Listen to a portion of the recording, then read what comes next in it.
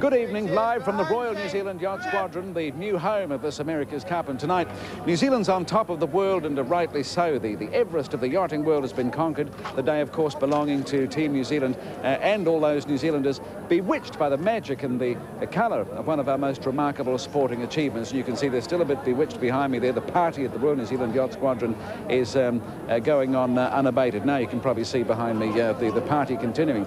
A short while ago, earlier this afternoon, actually, I spoke with an overwhelmed Peter Blake after the ceremonies here at the Royal New Zealand Yacht Squadron, and with Russell Coutts as well, and a certain distinguished New Zealander who just happened to be passing at the time. Well, I couldn't believe the number of young kids that were out on Queen Street, and also the elderly people that were rushing up to, you know, shake your hand, and you know, it was one of the more emotional moments, I think, of my life. It was just unbelievable. I mean, that's one of the surprising things too, isn't it, that your victory, the whole campaign, has captured the imagination, touched the hearts of such a wide variety of people. And that must be very gratifying. Yeah, I'm not really quite sure why, really. I guess it's because New Zealand's been trying for it for so long. But the enthusiasm was real. It wasn't false at all. It was real from the youngest to the oldest present. And I think, I mean, what enthusiasm. I've never seen anything like it, ever. Could you hear yourself speak in Queen Street today? No, I was joking with Peter, what if we won something or something? Congratulations, terrific. Thank you very much for this, Urban. A tremendous effort. Thank you, Sir Urban. Yeah. Great. Following the whole lot, every inch of the way.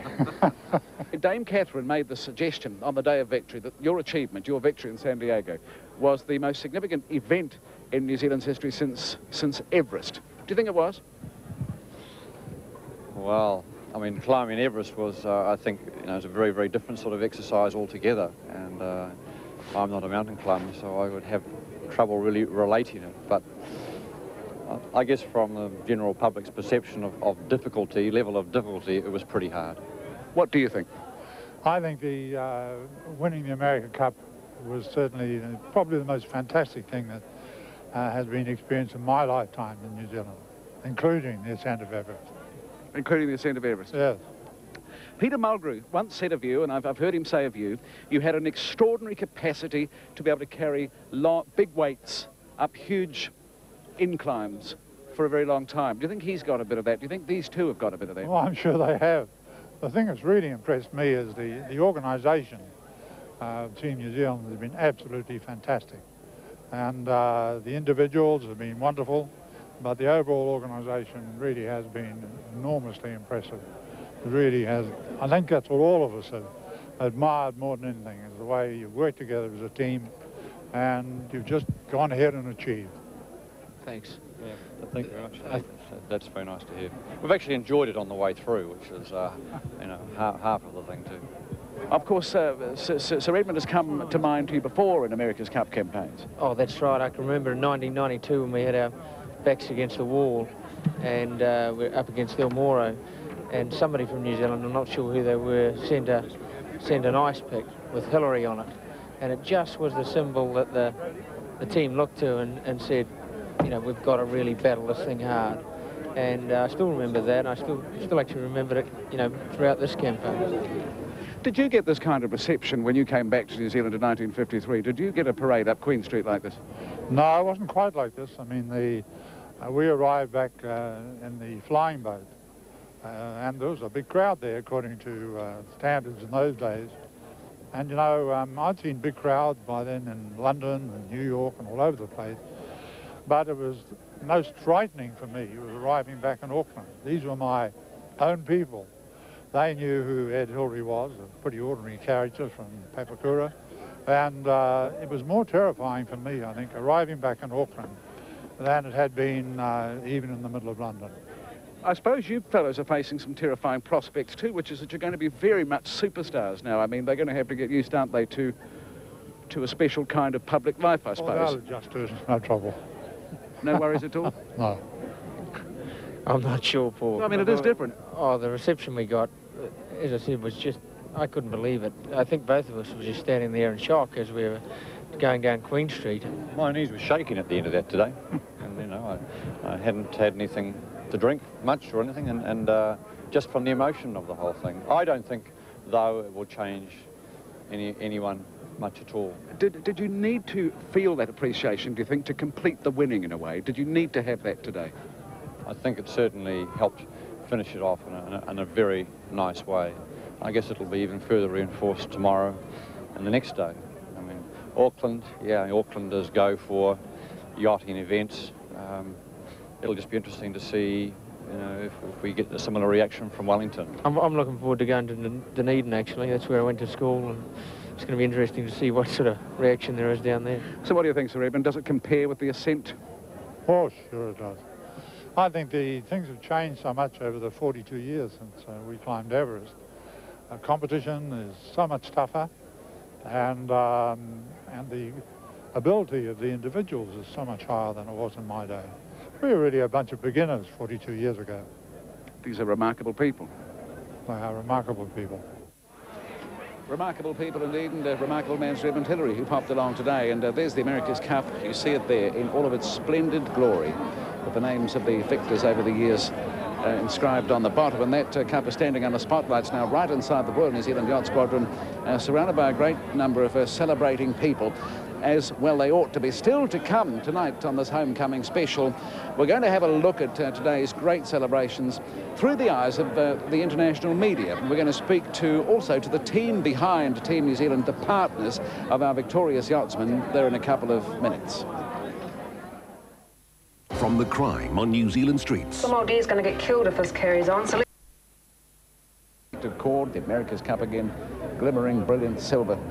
Well, around about 150 years of glimmering, I guess it's done. We're witnessing this giant homecoming today, or witnessing it with us was a large foreign media contingent. With me is ABC television journalist from San Diego, Mark Matthews. You're impressed by what you saw today, wasn't Yeah, it was spectacular. We heard it was big over here, but I had no idea. Never seen anything like it. Did San Diego ever show that kind of respect, that kind of adoration for the Cup? No. No, I remember when it came to San Diego the first time when Dennis brought it back, there were 30,000 people maybe between the airport and the downtown area. And I think we passed that many on the way to the parade today, just people who came out of their houses to stand alongside the road and watch the buses go by. It's a curious old thing, though, the America's Cup, isn't it? It comes with its own special aura. In fact, it's a huge kind of aura. It comes... I mean, do we yet appreciate here, do you think, how big it is? I don't think you appreciate how much trouble it can be. And this time, about this time in San Diego, when the Cup had just arrived, the sharks were circling, all trying to divide up the little piece of the pie that was going to be the America's Cup. And they sold it to the people in San Diego as a $1 billion bonanza. They said 10 Super Bowls. And when they sold it that way, the average man thought, money in my pocket. And of course, when the money didn't show up in his pocket, he was disappointed, regardless of what happened with the America's Cup. If they had sold it as a sporting event that was going to bring international teams in and it was going to be a really good time, we might have seen more enthusiasm. What you've got now in Auckland is a tremendous amount of enthusiasm. You need to really try and hang on to that. Did it really become a point of some bitterness, the America's Cup in San Diego? Sure. I mean, we started off with a 3-year court fight. And, you know, it dragged through the courts and it dragged through the courts, and New Zealand had a hand in that. Yes, it has to be seen. But, yeah, that turned it off. And then, of course, the fact that they sold it as a money event, when it really wasn't so much a money event as it was a sporting event. So is there a sense of loss that it's gone in San Diego? I mean, there is among, I mean, I'm terribly sad to see it go, but I think it's gone to a good country, and after what I saw today, you'll have a ton of fun with this. This could be a great time. So the main troubles to avoid, then, in your view, as somebody who's lived through a whole period of a city having the Cup? Try and get a village. Try and get all the teams into one area. That's going to be very difficult to do. Try and not focus on how much money we're all going to make from this. And try and enjoy it for what it is, which is the pinnacle of yacht racing. You have a country that's mad for yacht racing, and I think it could just be great. Well, it's wonderful talking to you, and enjoy your trip straight back to the OJ trial, I guess, is it? Yeah, I'm afraid so. You don't want to keep me, do you? I'm available. Well, it could be discussed. Of course, it could be. Everything can be discussed. It's a pleasure. Mark Matthews from the ABC in San Diego. Now, of course, members of members of Team New Zealand didn't achieve this wonderful victory of recent weeks on their own, racing every race with them in a way, in spirit, behind the scenes, with the wives and the partners and the girlfriends, an equally dedicated, equally passionate support team, support crew, and they were stunned by the warmth and the size of the reception they got in New Zealand today. a genuine surprise. We were warned that this was going to happen. It happened, and we still cannot get over it. No, I think one of the surprising things was all the way from the airport, people were lining the roads. Yeah, I mean, we'd all been told, yep, they're going to be a big crowd out there to welcome you. And we've been told about it for a few days, but when we actually saw the immense warmth and welcome from just those thousands of people, it was overwhelming. And we were all, I think, lost for words. We probably still are lost for words a bit, because how can you, it's so exciting to be part of it. It was fantastic. What do you think, James? Was it unusual? I suppose it was unusual to see that number of people all screaming. Yep. Did you like the sound of that, or was it a bit much? No, it's okay. It was quite pleasant. You weren't frightened by the sounds of the crowds and so forth? No, but it's pretty loud. Yeah. And colourful? Yeah, very colourful. You pleased it's over, Lindley? Yes, I am. It's nice to be home to catch up with everyone. San Diego was great, but Auckland is definitely home. Nice shopping in San Diego. You were telling me this. Yes. I don't think I'm being sexist. I wouldn't want the audience to think I'm being sexist bringing it up. I mean, we were discussing it before. And my credit card hit its limit 3 times while I was there. I was banned from shopping for a few weeks, but and I've got a few nice little treasures that I've brought home. So it's good. I'm wearing a few. Long campaign though, eh, Annie? Do you sometimes wish you'd give up the sea and come back on the shore? Or? Never, never, never, never. It's Tom's passion, and he's been around water since he was a young boy, and has gradually done more, worked more, and achieved this. This must be the pinnacle, don't you think? The victory must make it worth it, eh? Victory is wonderful. No, I just love it. I love it on his, for Tom, for the crew, for our families. There are so many advantages. Was that a special day? Oh, still a wee bit trembly. Any minute I might just start getting a little bit weepy. It was just very incredible, it was. Is it fair to suggest, actually, that while the victory up there was wonderful, and to go to New York was wonderful, and to experience the parties after the victory up there was wonderful, but you almost needed this to finish it, to this homecoming? This was like the full stop at the end of a great big sentence. Well, it's very lyrical, isn't it? It's very good. It's very, very hard to... I think after all the wonderful celebrating that we did in San Diego, again, New York, Washington, nothing can beat this, because this is at home. This is Auckland, this is New Zealand, and this is where it is. Has this been a special victory for you and Peter, though, do you think? I mean, Peter's won so many things. I mean, he's pushed the limit so many times. He's achieved so much. Is this one still a remarkable one, or... I think this is totally remarkable because it's the America's Cup, and we've just been with such a great team of people from right through, and especially the wives and the children. It's just been a wonderful experience to be part of. So, and the fact that was culminated in the America's Cup, it's been more than special, you could say. An unforgettable experience. Totally. I mean, we'll never forget it for as long as we live. I mean, that's one of the... Was it the fact, do you think, that the wives and the girlfriends and the children and so forth got on so well? I mean, did that help to the workings of the whole team on the boat, do you think, and the people behind the scenes? Definitely, because we were all happy, because we were all getting on well and having a good time, and it made it all worthwhile because we could support the guys and be there, and it was like one big happy family, and we all went out together. When it was a day off, we all got together and went out for lunch, so it was great. What's Peter like during a big racing regatta like that, or a big racing period like that? Somebody told me he still brings you a cup of tea in the morning. I never take him one, but he always brings me one. I'm a terrible wife, but no, he's a brilliant husband and a great father, and he looks after us very well. Does he stay relaxed, I mean, or does he start to get a bit preoccupied? You can speak honestly to me. He can get a little bit grumpy from time to time, but... Well, we all can, I suppose, can't we? Tom get a bit grumpy? Not at all. No, not grumpy? No, cool as a cucumber, every day. I mean, out on the outside, it's right. I don't know what the little tummy's doing. And there it is again, the America's Cup. Just bathe in that sight of the America's Cup in New Zealand, the Royal New Zealand Yacht Squadron. You can see it there, I think. There it is again in the middle of the room there. And the revellers, of course, the members of the Yacht Squadron and friends of the Yacht Squadron, enjoying very much. You can see that their eyes are still focused. They're transfixed, really, by the unbelievable sight of the famous, the legendary America's Cup now in this Royal New Zealand Yacht Squadron in Auckland. Still to come on the programme tonight, tiptoeing through the ticker tape, we're going to be riding shotgun with the clean-up crews facing the job of their lives after that blinder of a parade up Queen Street today. And Philip Jameson, the youngest member of Team New Zealand, setting sail on a full-time yachting career. Its glass cage came back to New Zealand. It actually travels in a specially made Louis Vuitton piece of luggage as well, lined with calf skin on the inside. It's a very beautiful suitcase, actually, as suitcases go. Hundreds upon hundreds of kilometres of ticker tape dumped onto Queen Street today. You saw it. Minutes in the throwing, but hours in the cleaning up. And now, tail end Charlie in the victory parade was the 45-strong council clean-up crew. They're still out there toiling as we speak, as a matter of fact, and they're going to be going through till midnight tonight at least, and they'll be back at it tomorrow as well, finishing things up. Well, Jim Mora joined them. Jim Mora on clean-up duty. The big day. Auckland packed. Queen Street like no one had quite seen it before. A once-in-a-lifetime day. And for the clean-up crew, the Street Sanitation Brigade, the challenge of their careers. So what's your technique for dealing with the ticker tape? Well, our technique for the ticker tape is just our basic broom and our actual sweeping machinery. Nothing fancy? Nothing fancy, just elbow power. Peter Blake, Russell Goose, and the America's Cup! The cleaners waited for the parade to go by. They were ready. And when the word came, let's go and keep it clean. And they swung into action. They had the technology. They didn't have red socks on exactly, but there was one round somewhere.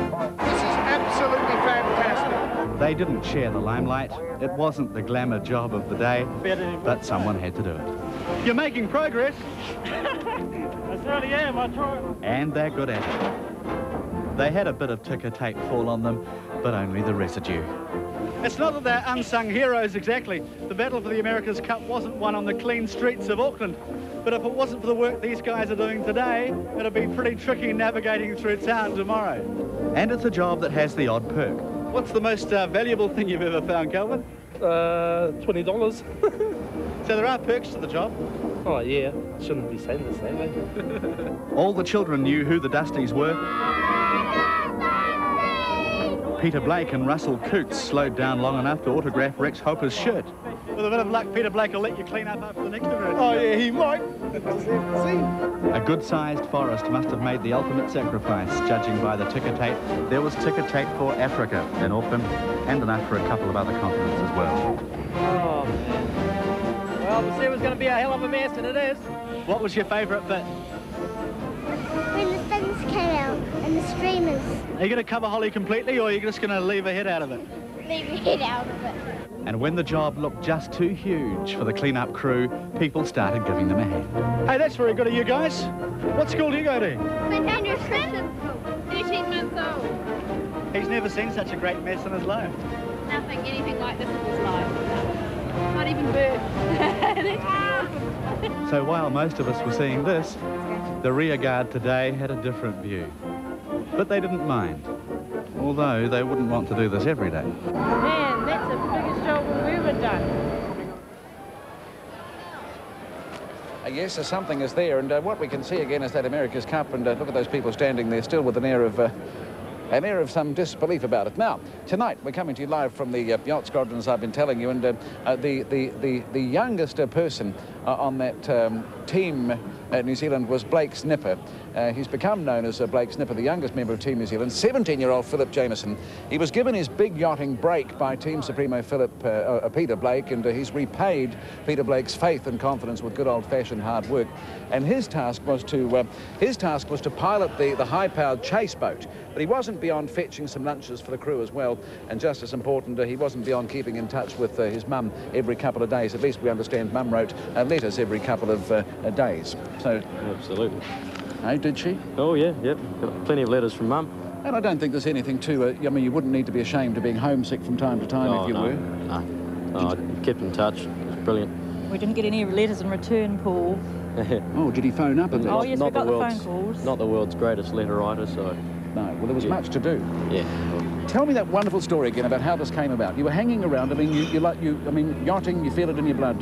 I mean, there's something about yachting. So you start hanging around the Royal Port Nicholson Yacht Club. Yeah. And Peter Blake notices you. Yeah, just months of niggling, I suppose, loitering, seemed to pay off. Did you say to him, I want to be part of this America's Cup chat? No, it was quite unexpected, really. He actually asked me if I wanted to come. It was, right out of the blue, hit me like a ton of bricks. He talked to us a week beforehand to OK it with us, and then agreed to phone Philip a week later. And he said to you, if the grades are good at the end of the year, if you do well in your exams, yeah, you can come. That's right. Oh, it's brilliant. I bet it was brilliant. Yeah. So you get up there. Was it hard work in San Diego? Yeah, it was a lot of hard work. We had a lot of fun on the way. It was. We were working 14-hour days times between the semi-finals and the finals. But oh yeah, it was a lot of fun. Wonderful experience. You're 17 now. Yeah. You were 17 when you went? Yeah. Okay. And the kind of jobs you were doing, you were driving that boat, of course, but you were doing jobs on shore as well, plenty of those, weren't you? Oh, everyone had lots of roles, really. I was cleaning the keel in the morning, getting lunches, helping carry sails to the yacht, driving the chase boat, which was a bit of fun. Did the team accept you? Were they good to you? Yeah, I slotted into place really well. I thought I'd be singled out at first, being the young guy. I think I was the youngest by about 5 years in the end. But no, I was slotted into place nicely. It was great. Did you learn a lot about living away from home? Oh, yeah. Learned to cook and look after myself. Yes. And you would have learned a bit about the company of real men too, I suppose. Oh, yeah. Eh? Forced me to grow up. Yes. Hard cases. Oh, yeah. Loose units. Some of them loose units. I suppose we forget a bit about the hard work and the hard slog that went on. I mean, were you worried about him at all? Did you wonder? No, it wasn't Paul, because he's a fairly capable kid, and I knew he'd fit in well, so toes the line at home, so I thought he would be quite okay. And Peter Blake, good to you in the end? Oh, yeah. Absolutely. Good man. Well, it's tremendous. You're going to be the hero on Evans Bay Parade, eh? I'm looking forward to going home tomorrow. I bet you are. It's been a very long day. Oh, yeah. Good on you, Philip. Yeah, thanks well done, Philip. And Marion, thank you very much. Thanks very much, Paul. And congratulations. What a proud mum you must be. Now I know what it feels like to be the proudest mum in the world. She's a good mum. She's a wonderful mum, eh? Yeah. She's got a good son. Oh, yeah. The celebrations then have only just begun as the Cup and the team make their way to Wellington tomorrow, then on to Christchurch, then on to Dunedin for further appreciation and outpourings of joy. At the Royal New Zealand Yacht Squadron in Auckland, those were our people today. That's our Cup, and that's Holmes tonight.